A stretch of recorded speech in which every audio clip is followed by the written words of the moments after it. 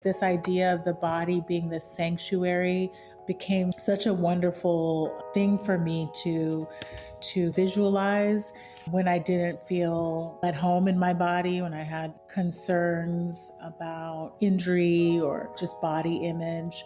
I think that when we look at mental health and emotional health, we tend to look at it from like a very, mental place, and often we don't bring the body back into that healing process. Welcome to Season 2 of Students of Mind, the podcast where we aim to normalize conversations about mental health. Last season, we connected you with experts in the field of mental health to provide an understanding of topics and illnesses that may not have been easily accessible. This season, we will continue our learning journey together by not only speaking to experts, but also by listening to the voices and stories of real people who are living, surviving, and even thriving, while also facing challenges with their mental health in their everyday life.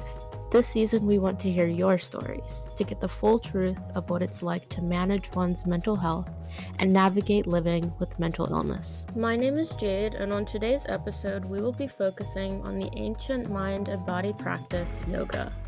I have two guests with me, Elika Aird and Anne-Laure, to talk about yoga and the ways in which a yoga practice can benefit mental health.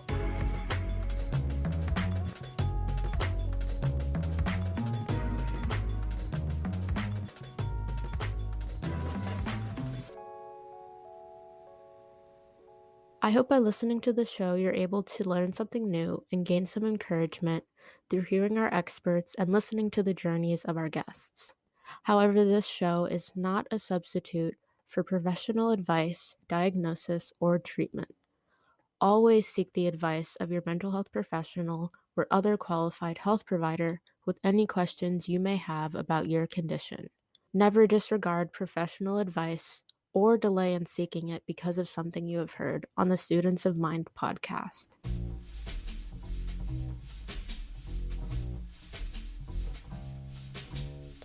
Before we get into the show, I wanted to include something that I forgot to ask during the interviews. I asked both of our guests to answer the following question. What is yoga, and how would you explain it to someone who has never heard it before? Here were their answers. Yoga is a science. Yoga is an art. The word literally means to join, to yoke, or unite. And so yoga is not just the physical practice that most of us are familiar with. Yoga was started by connecting with nature, connecting with the breath. Meditation is probably the essence of yoga, and it's often overlooked in, the more active styles of yoga we call vinyasa, or there's power yoga. But I feel like since everything's moved online and, since the pandemic, that actually the focus has become a little less put on the physical body because, the teachers now have this challenge of, trying to make sure people don't kill themselves doing a class from their home and without guidance from a teacher right there with you. But yeah, it's about really joining, uniting the body, the breath, the mind. And like I said, it could be in very, very simple postures. And then there's this whole range of practices that yoga is connected with. It's connected with all these various poses, whether it's restorative, relaxing, or really active sun salutations. The breath is a practice called pranayama. Yoga is actually made up of these 8 limbs, right? So there's the 8 limbs of yoga. And within this system of yoga, we have asana, which are the poses. That is one limb of yoga. The kind of moral or ethical kind of foundation for this practice is within the yamas and the niyamas. There's meditation. There is these guidelines about, taking care of your body. So cleanliness is one aspect called sausha.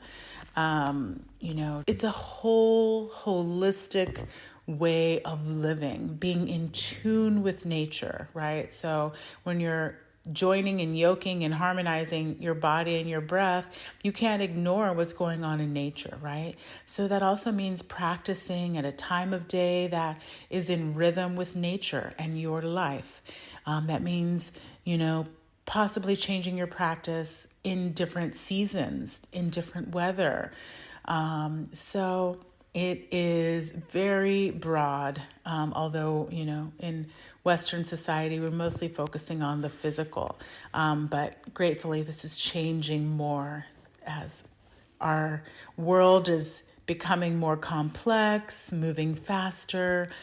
We need to tap into these more subtle energies that can only come from, sitting still, being more grounded, being a little more introspective. So I'm grateful for this range of tools, of, different rituals also that come within this practice. It has gotten me through so many different transitions in my life, times of challenge, and I'm deeply grateful to these teachings, and I do definitely honor the practices from India as well as practices that are associated with Africa. Kemetic yoga is a powerful practice, and starting to explore more of that now.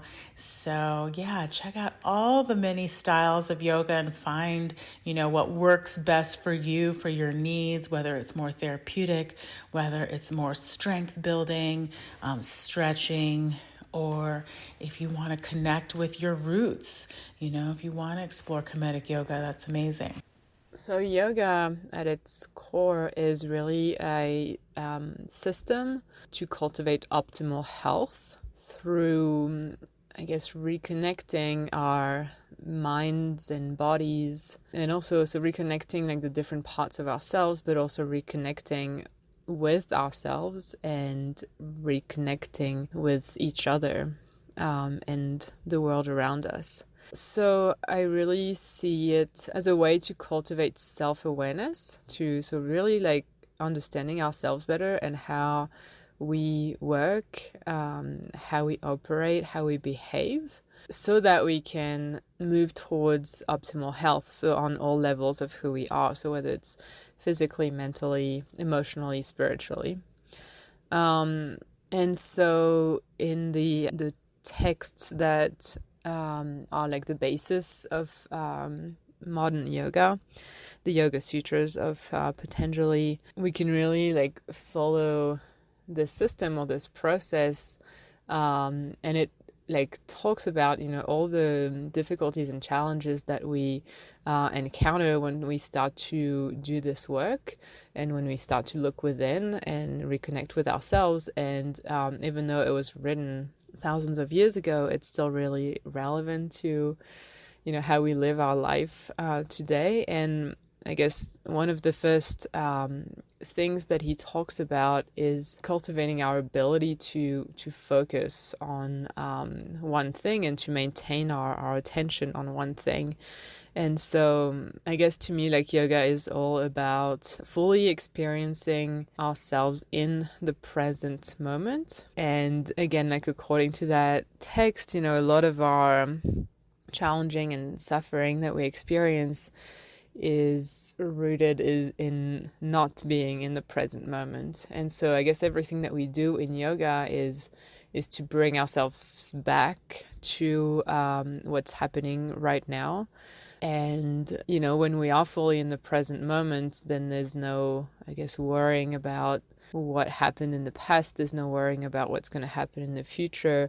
We can just fully experience what's happening right now. So, and I think, whether we look at the physical practice of yoga, it's about experiencing our bodies and being in our bodies, and again, cultivating self-awareness and learning to listen and to understand what our body is telling us. And then, the breathing and the meditation, the yoga philosophy aspect are all, I guess, about that as well, and about looking at how our mind works, and through getting a better understanding of how our mind works, we can, I guess, start to make the changes that we want to make. And ultimately, it's all about like creating that little bit of space between when something happens and our response to it. And when we are more in a reactive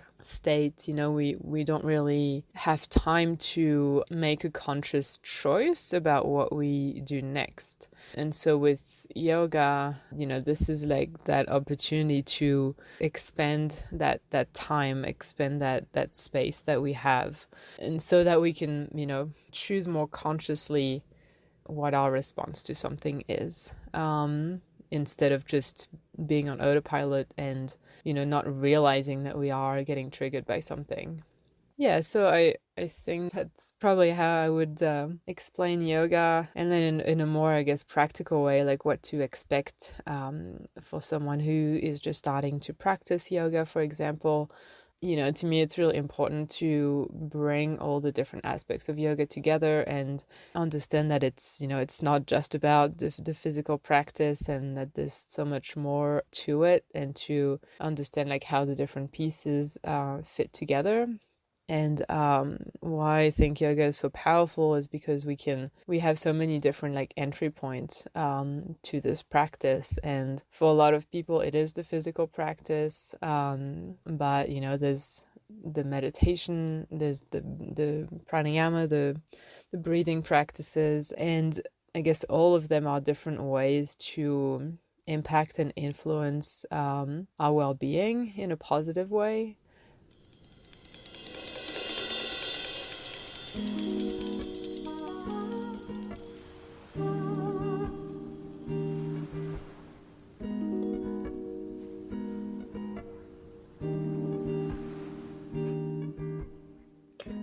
Today's first guest is my friend Elika Aird. Elika is a registered yoga instructor and birth doula with Doulas of North America. In our conversation, Elika talks about her discovery of yoga and how it helped with pain and reconnecting with her body after having injured her back. Elika also talks about chakras, the benefits of yoga during and after pregnancy, and shares what it's like to be in yoga spaces as a Black woman. Hi, Elika. Welcome, and thank you so much for being here. Hi, so glad to be here. Thank you so much, Jayde. So I know a little about you because we are family friends, but can you tell, my audience a little bit about yourself and the work that you do? Sure. Um, I am a yoga teacher. It's my first kind of primary work in the world, and then I became a doula later on in my kind of wellness career. And so I do pre and postnatal doula support. Right now, it's more, I don't actually attend birth, but I do give resources and other support and teach classes. And then I teach yoga for pregnant women, and I teach meditation classes. My business is called Blissful Bodies Wellness. That's the new name where I'm like rebranding right now. And yeah, so I have moved so much of my classes that were public classes. I moved a couple of them online, and then now I just have one public class a week, and then I do just special events as they arise, and sometimes work with like governmental agencies, and I'm working with a preschool here, doing like a staff retreat with a company here in Raleigh coming up soon. My first in-person event since COVID, or actually, no, that's not right. Not my first. My first in North Carolina. Great. Yeah, that's exciting. I've been excited to start being able to like go to a in-person yoga class. So my next question is just, about your yoga journey. So when did it begin and what inspired you to start a yoga practice? I dabbled with a little yoga when I was a kid. I used to watch this lady named Lilius on TV when I was a kid, like maybe 8, 9 years old. But I didn't really get into yoga until I was about 27, I think. I was around 2000, and I hurt my back. I fell in a restaurant in Tennessee, and I was in so much discomfort. And before that, I was a personal trainer. I was a spinning instructor. I was like really focused on my body, and really, just always had a really strong body. I've never had to worry about injury. And so when I had the back injury and I had to limit everything and modify everything, it was really tough. And I went to chiropractic for a while and that wasn't working. And then I found yoga. And my first form of yoga was Iyengar, which I think your mom likes to do. I don't know if you do that also. But that was my first style of yoga. But then I went on later to study vinyasa and other forms of yoga also. But yeah, I started in Atlanta, Georgia. That's where I started my yoga journey and did my training shortly after in 2005. So since starting your journey, how has yoga helped or affected like any aspect of your mental health? Yoga has helped immensely. I'm one, like a lot of folks in this country, in this land, that, have fears, have anxieties. Things come up, and sometimes it's hard to sit with that stuff. And, I definitely a very heady person. I can, lean towards more anxiety. And yoga really helped me get out of just that head place and really, kind of move that energy in my body. It literally like helped me feel grounded when part of me was going crazy. And yeah, it gave me just a definite sense of being present, when there was so much craziness. And yeah, it made me sometimes just feel like I had this refuge, like I talk a lot, or I used to talk a lot about coming home to the body is like your sanctuary. And I grew up in church, and like this idea of the body being this sanctuary became such a wonderful thing for me to kind of visualize when I didn't feel, at peace, when I didn't feel at home in my body, when I had, concerns about, injury or just body image. So yoga really it gave me a lot of a sense of peace, and it helped me to stay focused, right? When I was working a full-time job, working in a corporate setting, and I wanted to leave that job, but yoga really helped me to just stay present and like have faith, through it all. Yeah, just a follow-up question. You talked about your back injury. And so I'm wondering, in what ways did that back injury kind of affect your mental health? And like, how did you use yoga to kind of help with the injury and then any like mental health implications that resulted from the injury?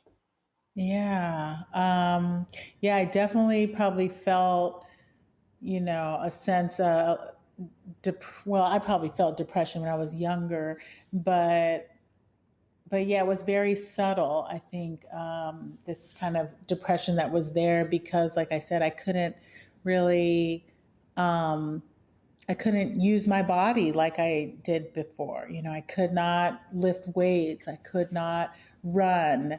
And so there was this feeling of kind of helplessness. And yeah, I had to, practice. One of the things we're asked to practice in meditation and yoga, which is contentment. And I just wanted to change everything at that time. So, sitting for meditation and staying with my practice and being humble, finding humility when I was, just felt like my body just had completely, you know, just it had like given up. I'd given up, like I said, and my body just felt like it was, no longer my friend. And I used to feel like my body was, like I had befriended my body, but at this time, I feel like we severed our relationship for a while. Um, my next question is just about, so yoga is, there's a lot that falls under yoga. Like there's different Mm-hmm. types.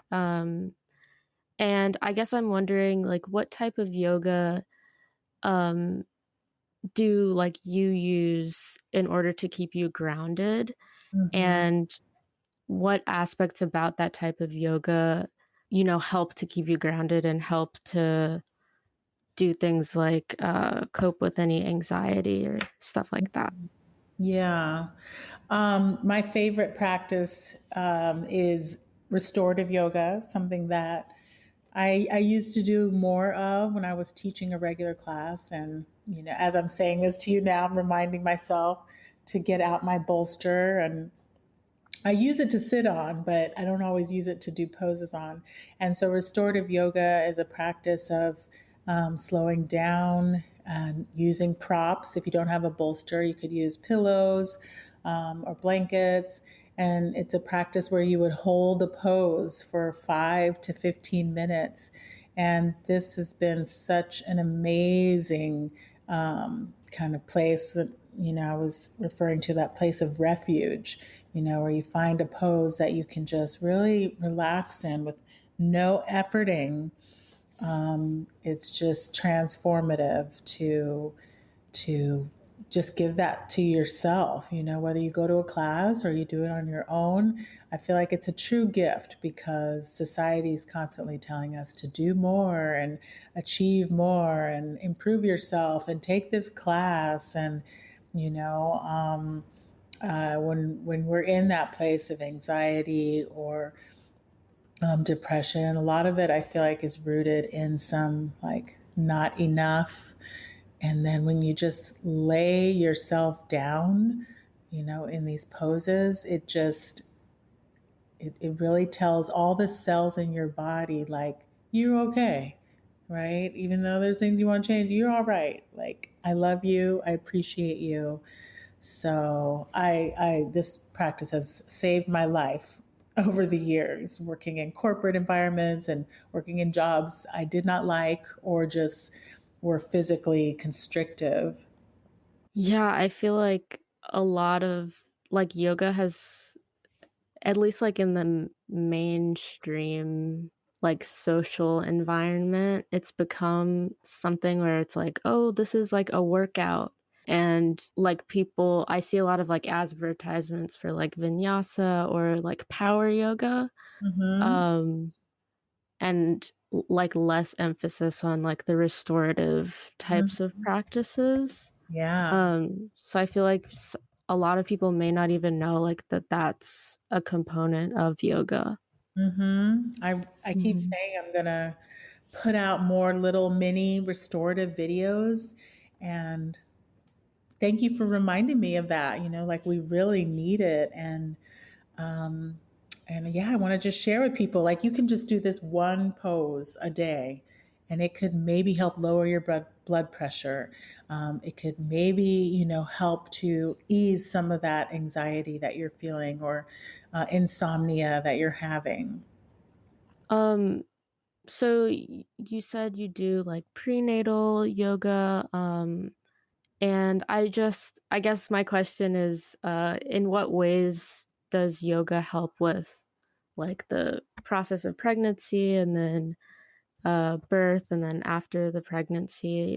What are some ways that yoga helps with all of those processes?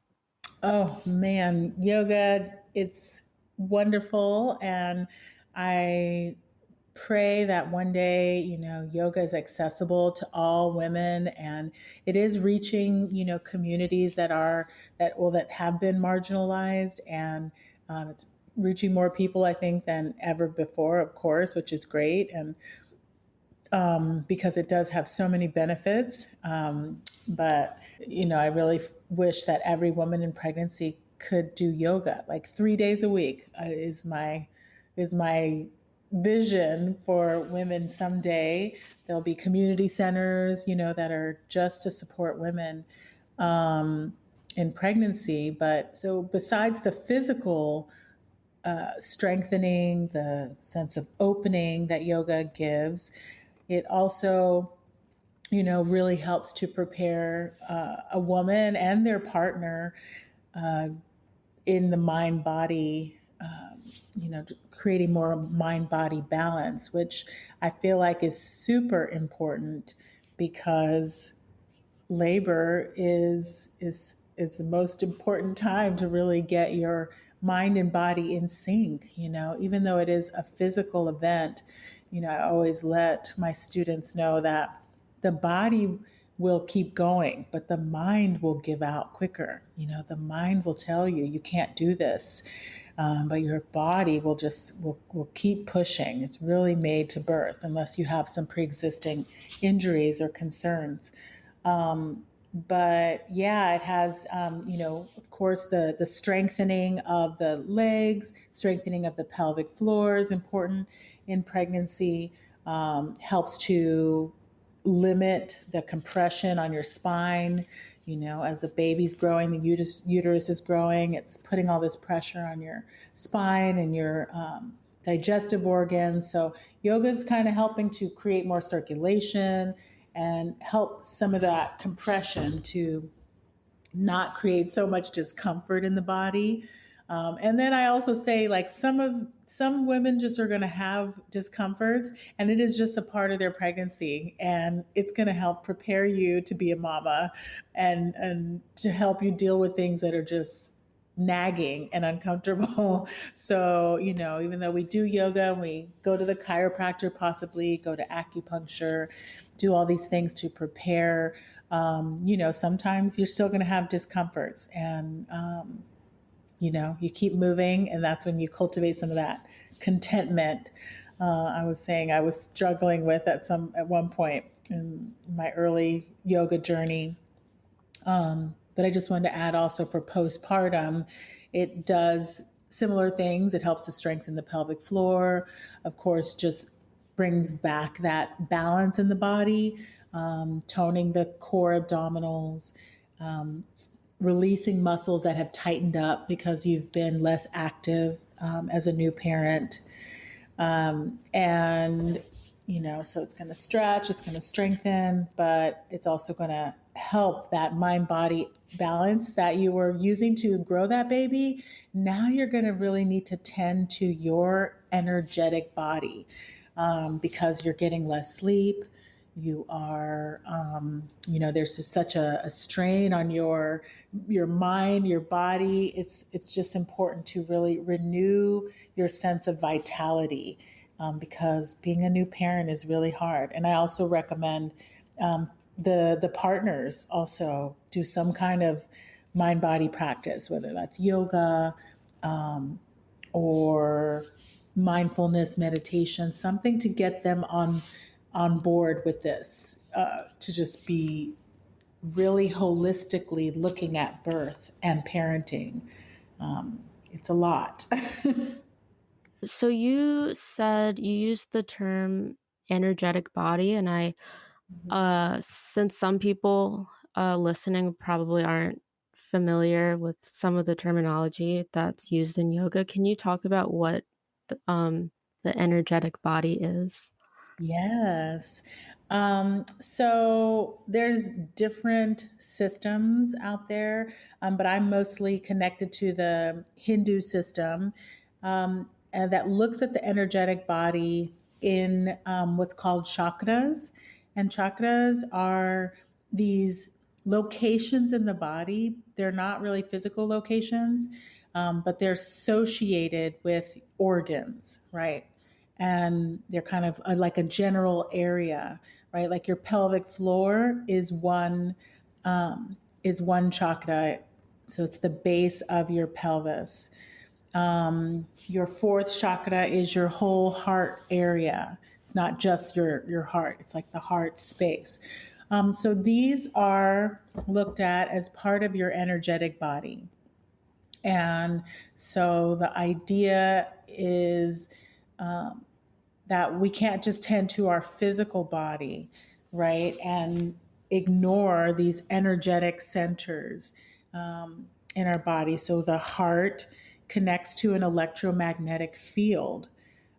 Your throat is called the fifth chakra, and this connects to the element of ether, and also it connects to our ability to communicate, right? And so when these areas are blocked, say your heart is blocked energetically, or your throat is blocked energetically, that means you may not be able to express yourself in the way that you'd like to. And so these are things that we look at when you're preparing for birth, and hopefully just, when you're living in the world, if you're into yoga, you're probably talking about chakras and energy, and how to balance these centers with yoga, with sound healing, with various exercises and kind of lifestyle changes. And these are ways to help balance out your energy centers. Yeah, I think that's really helpful. Yeah, because I don't think like when people talk about energy, Yeah. I feel like it's used very loosely sometimes and it's not really explained. So I think that's going to be really helpful for people. Okay, good. Hmm.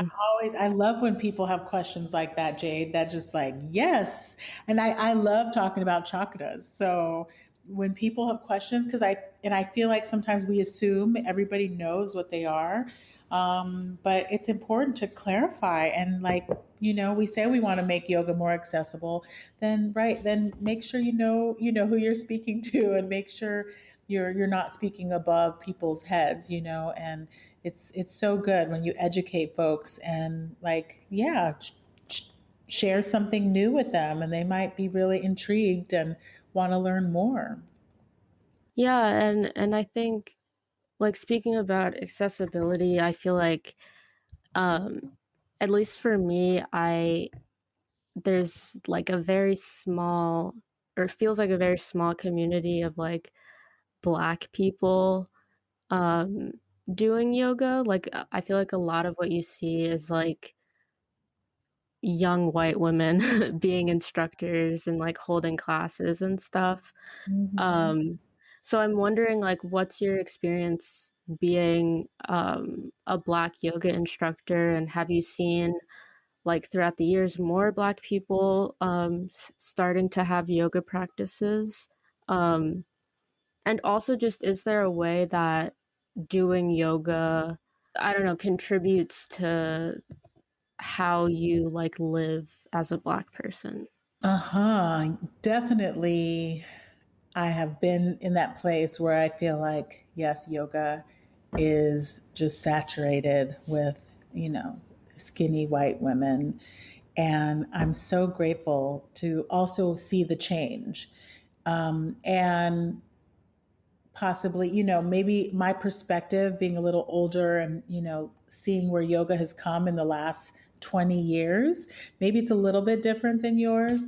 But I'm grateful to see, brown people in Yoga Journal, and just seeing more yoga teacher trainings coming up, like just for black folks, just for people of color. It's amazing. and then just more accessibility. Like even my teacher will offer a scholarship every time she does like one of these little mini trainings or workshops, like workshop series. She'll offer a scholarship for someone.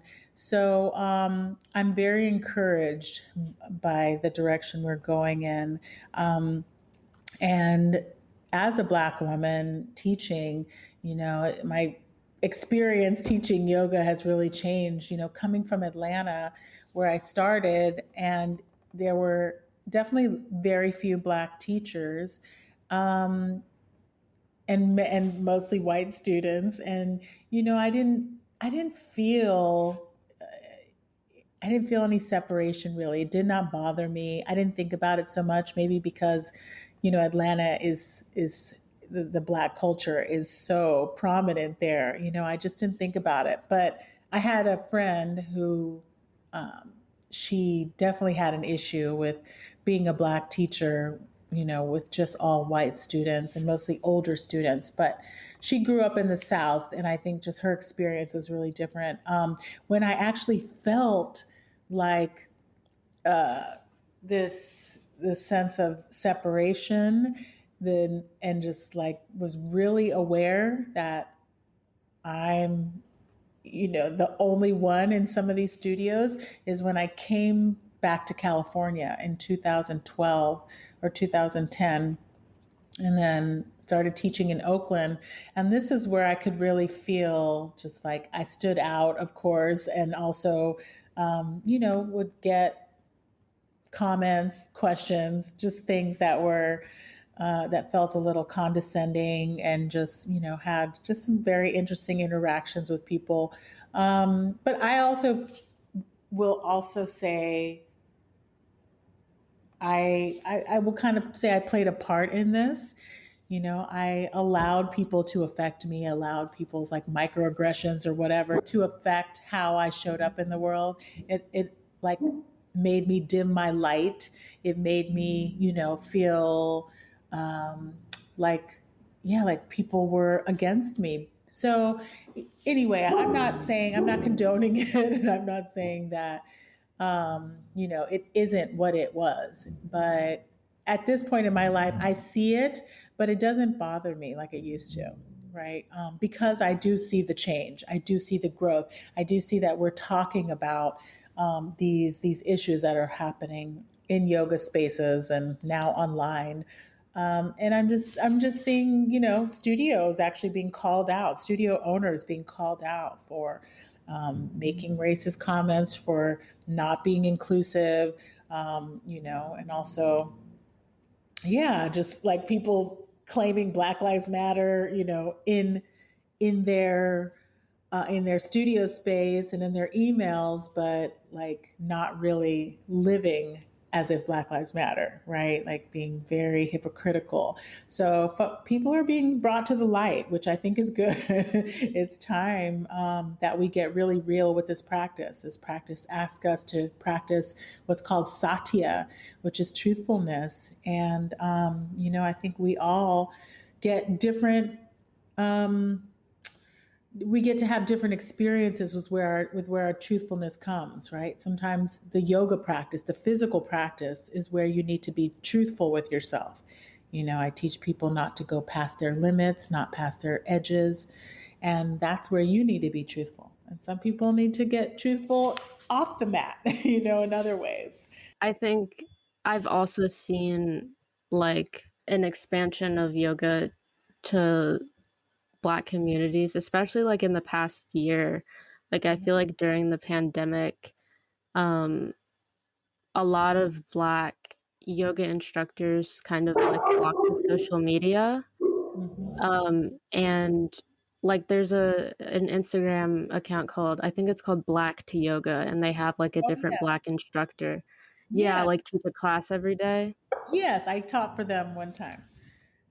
Yeah, yeah. So like I've seen like a few pages like that have for me have been helpful because it's just nice practicing yoga in a space with people that look like me. Yes, definitely. Okay, well, that's all of the questions I have. What are some ways that my audience and I can stay up to date with you and the work that you're doing and any classes that you have coming up? You can sign up for my newsletter on my website and also follow me on Instagram. If you're on Instagram, there's a link there to my website in the bio. Yeah, I'll put it in the description for the episode. Thank you so much for this. I'm really glad we got to talk about this and catch up a little bit.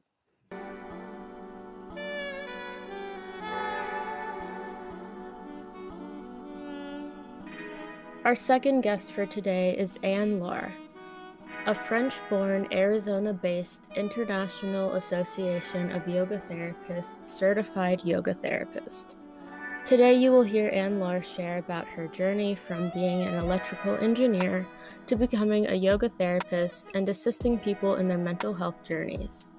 Anne-Laure also shares what it means to be a trauma-informed yoga instructor, the mental health yoga connection, and her approach to yoga therapy.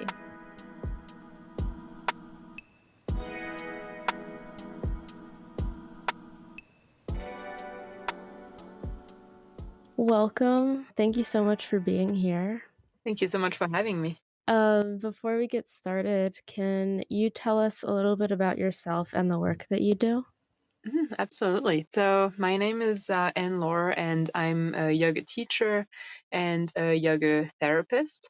So I've been teaching yoga for about 6 years now, and I guess over the course of those 6 years, like the way I'm teaching and the work that I do has evolved into focusing on yoga for mental health and yoga for emotional health. So essentially, what I help people with is to find, I guess, freedom on all aspects of who they are. So emotional freedom, physical freedom, spiritually as well, and mentally as well. And I think yoga is particularly powerful for that because we are bringing the body back into that healing process.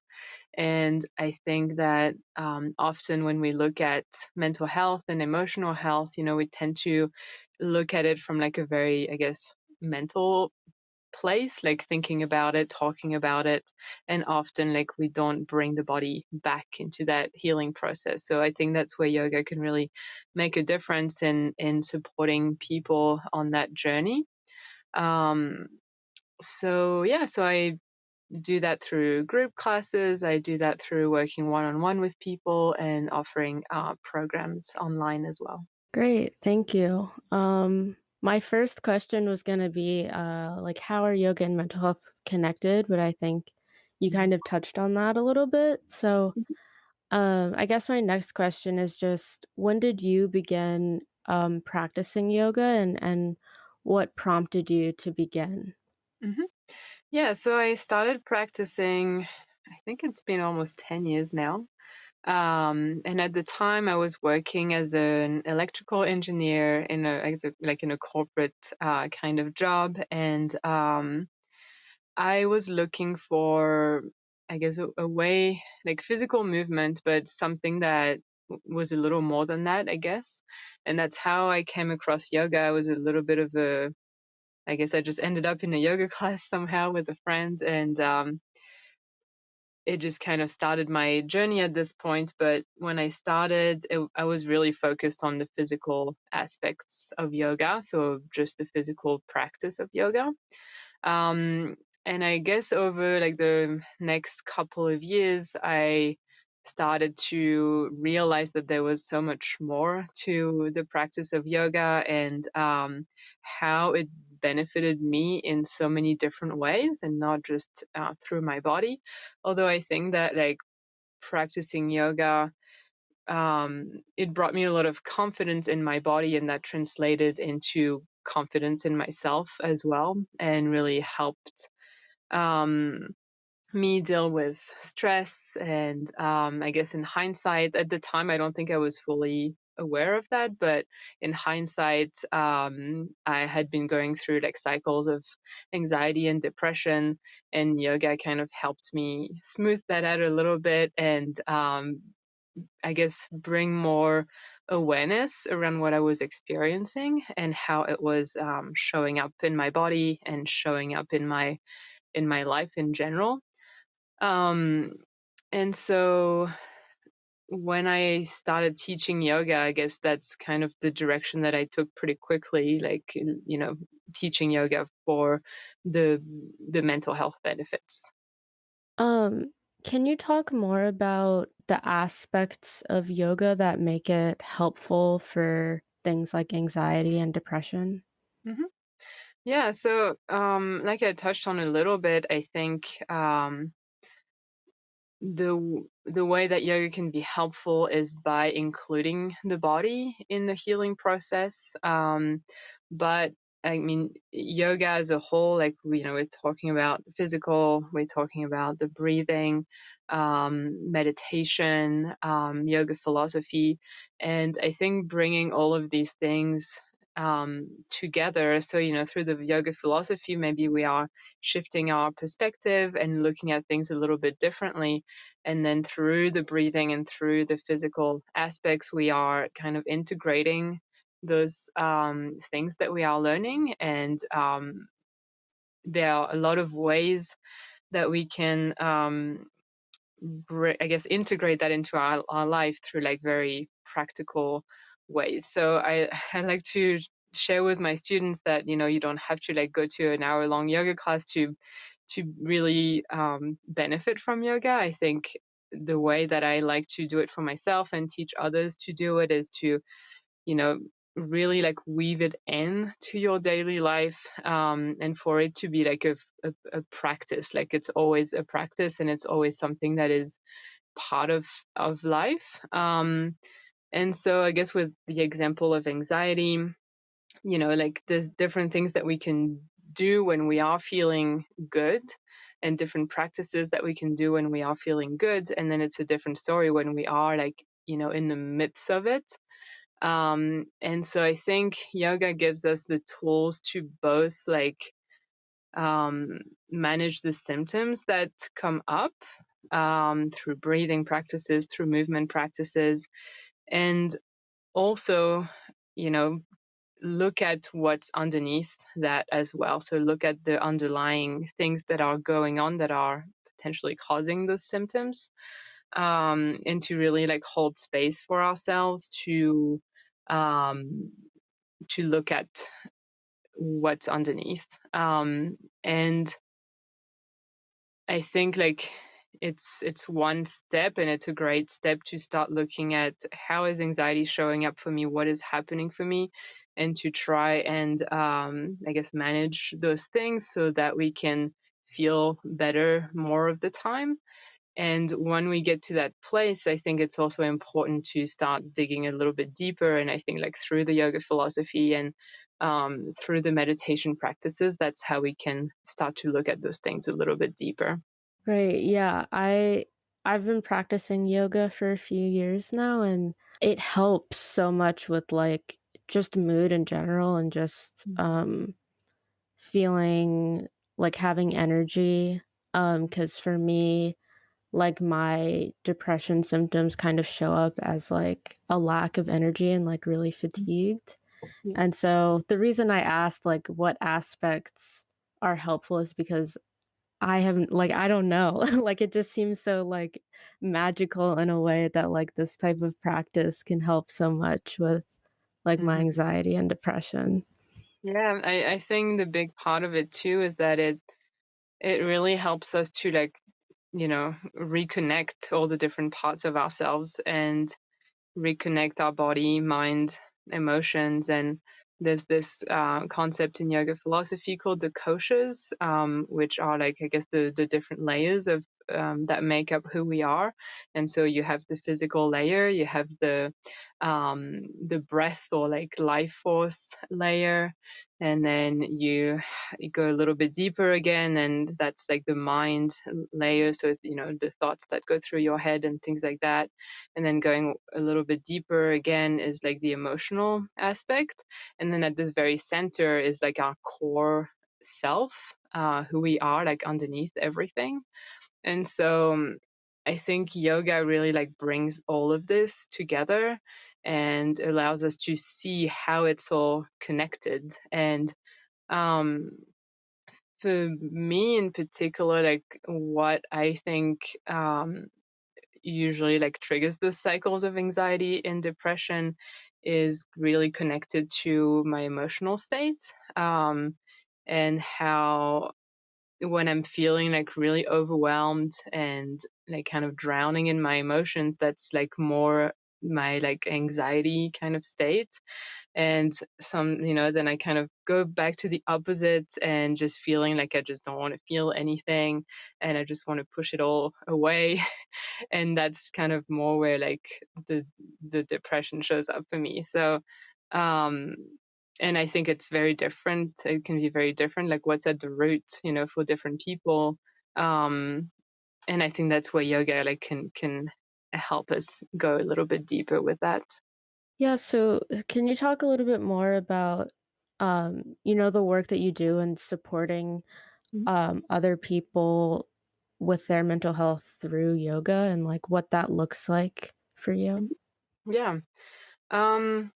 So I work with people one-on-one, because I really think that, it's not one size fits all, and it's important to look at the whole picture and what's going on for someone at any given point. And I guess like the first thing that I usually um, go through with people is like getting that holistic picture of where they are at and what is going on for them and what they are experiencing.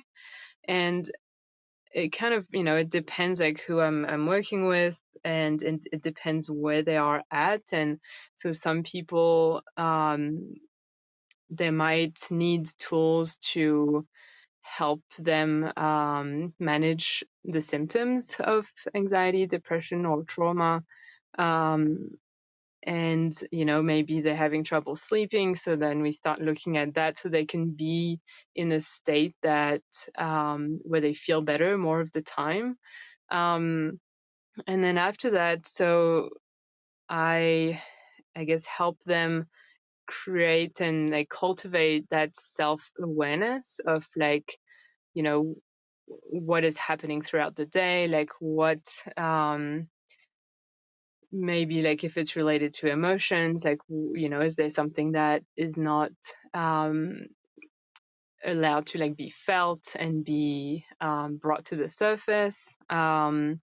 So I think create that self-awareness piece is really important, so that like even the physical practice of yoga is great for that self-awareness, because I think that often the things that or the way that we approach our yoga practice is similar to like the way we approach other areas of our lives. So that can be a great way to like start bringing those things to the surface and start creating that self-awareness.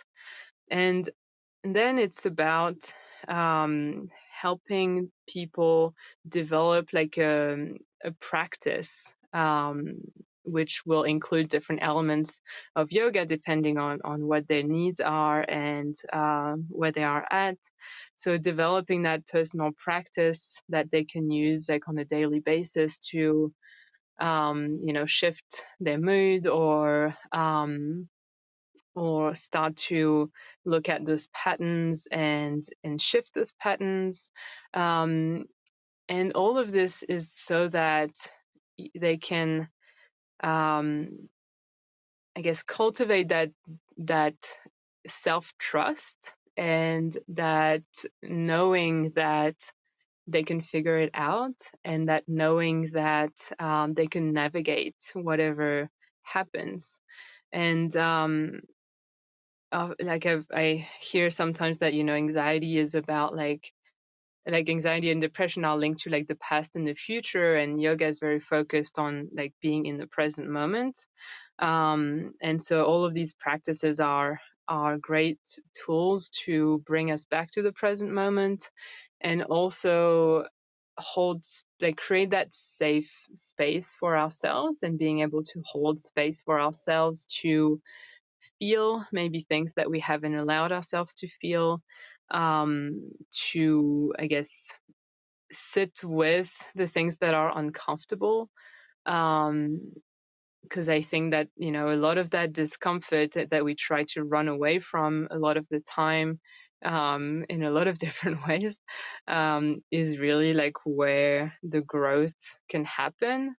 And but yeah, it is really uncomfortable. So as, I guess, a yoga therapist, like, I hold space for people as well to be in those spaces that feel uncomfortable, and to help people develop those safe spaces for themselves so that they can do that for themselves as well. I have a quick follow-up question. I'm just wondering, like, what inspired you to become a yoga therapist as opposed to just like a regular yoga instructor? Mhm. Yeah, like what inspired you to like use yoga to help with people's mental health struggles? I think seeing the benefits for myself is really what inspired me to do that, and to start teaching yoga in the first place. And then in terms of going deeper and studying to be a yoga therapist, I think at that time I felt that I needed more skills, to be able to do that. And I already knew that I wanted to focus on mental health, because I think because it's been a struggle for myself, and so I've been wanting to um, learn the tools for myself, and then also be able to do that for other people. Um, I guess yoga therapy is a little bit different than yoga. Well, I guess, if you go back in the history of yoga, yoga was traditionally taught like one-on-one. And so the way that it is being taught, in studios and things like that is, different from what it used to be like. And so I feel like yoga therapy is kind of bringing that back.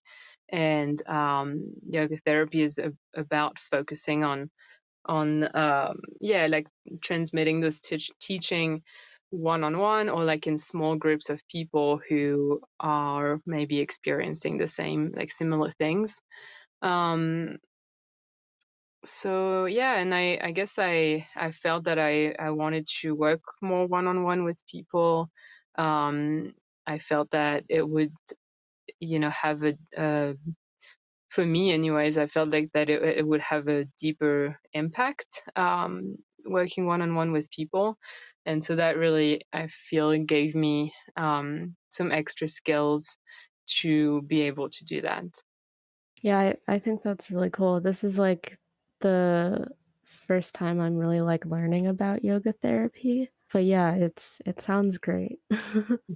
I saw on your website that you talk about being a trauma-informed yoga instructor. So can you talk about what that means, and can you also talk about how yoga helps with processing trauma? Mhm.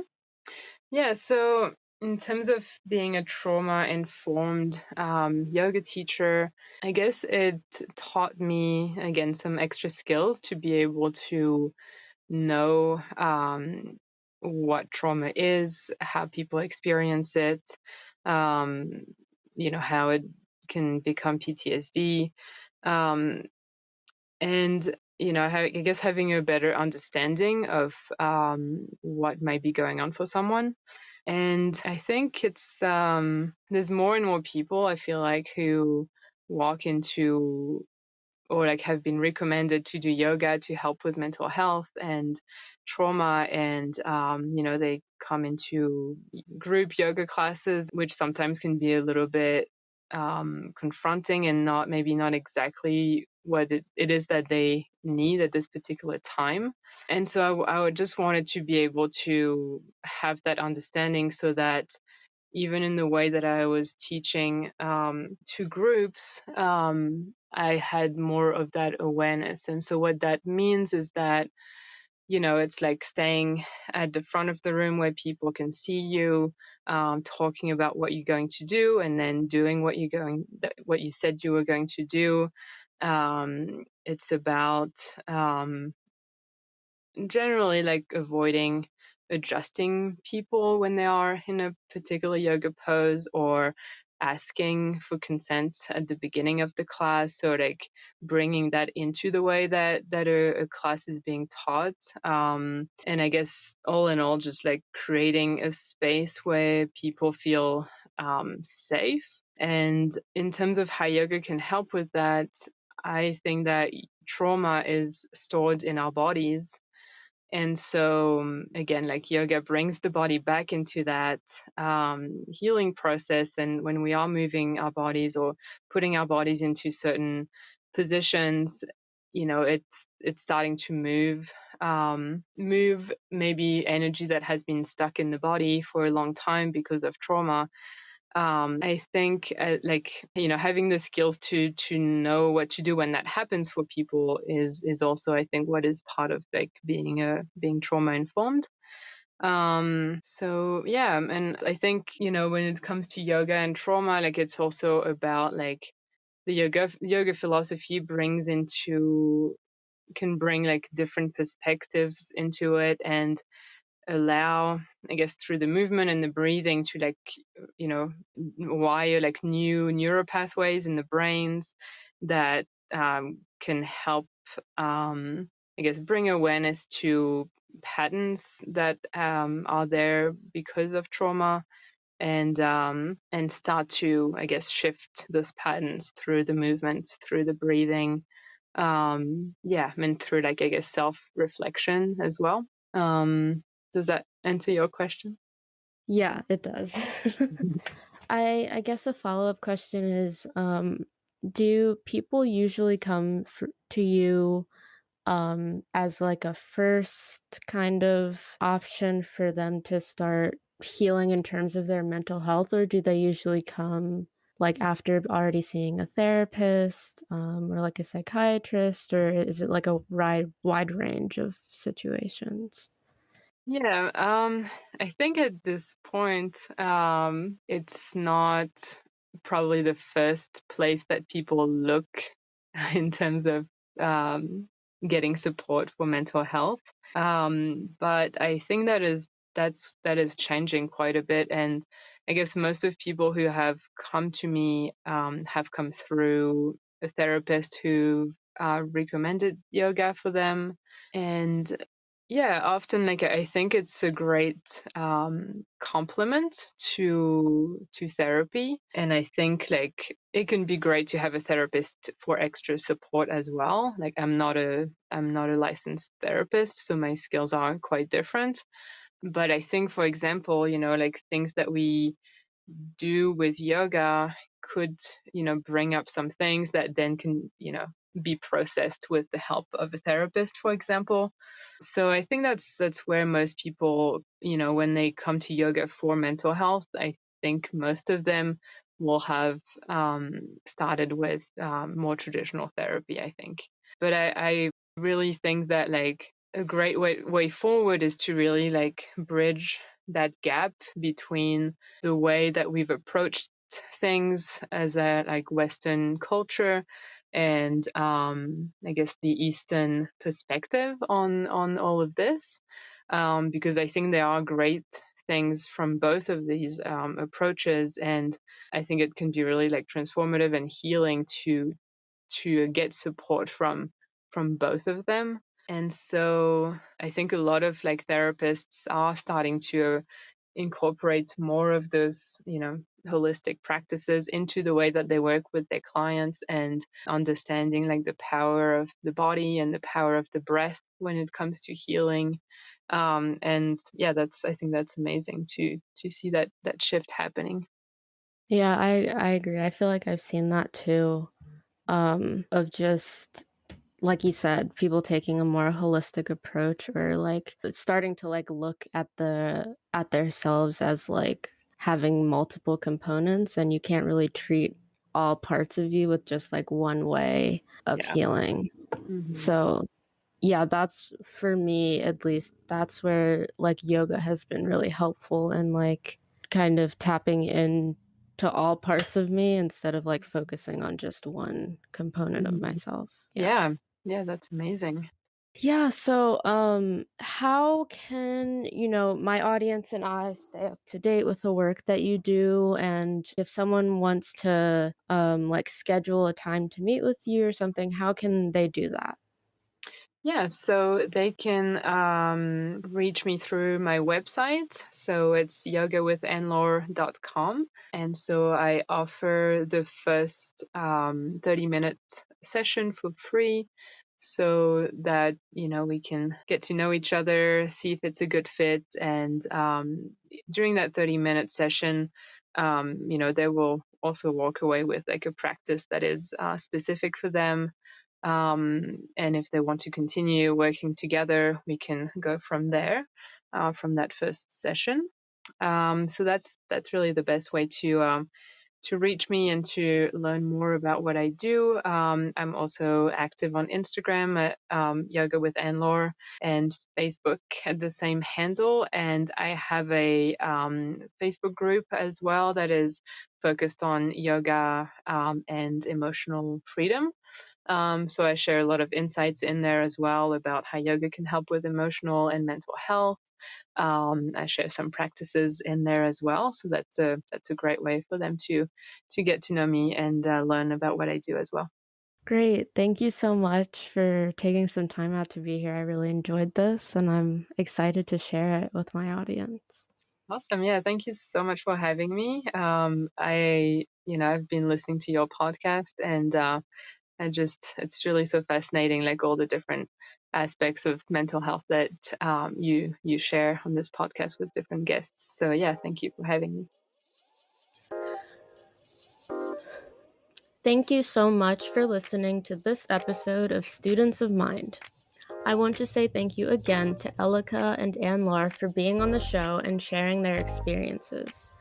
If you'd like to learn more about Elika and Anne-Laure, or yoga in general, go to the description of the episode or to my website, studentsofmind.com.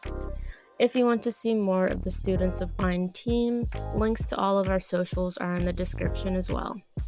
If you have time, please give the podcast a rating and review. This helps our episodes and all of the information and insights reach more ears. Thank you again for listening. I hope you learned something new, and I will see you next time.